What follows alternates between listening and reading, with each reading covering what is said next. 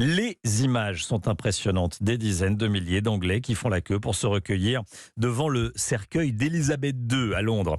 La file d'attente pour pénétrer dans Westminster Hall s'étend sur plusieurs kilomètres. Stéphane Place, envoyé spécial à Londres. Bonjour Stéphane.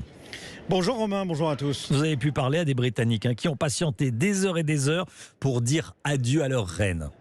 Absolument, et c'est ici à Parliament Square que sortent, en essuyant d'ailleurs souvent une larme, ceux qui ont eu la chance d'accéder à Westminster Hall et qui ont donc pu rendre cet ultime hommage à la souveraine. Un grand-père portant un béret militaire, arborant de nombreuses médailles, tenant la main de son petit-fils de 9 ans. Je viens juste de les croiser.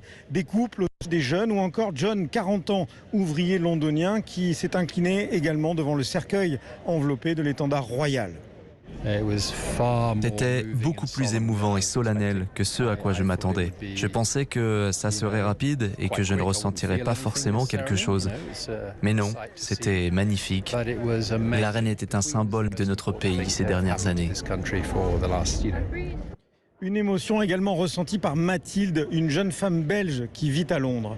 La queue depuis 5 heures du matin, et une fois que je suis rentrée dans le palais de Westminster, une fois qu'on est rentré dans le hall de Westminster, le monde s'est tué en fait. C'était presque diva quand on est rentré, c'est bête à dire, mais mon cœur s'est arrêté de battre et c'est un moment dans l'histoire et je suis vraiment contente. C'est très impressionnant. La garde autour, ils sont figés comme des marionnettes. C'était très touchant, très émouvant.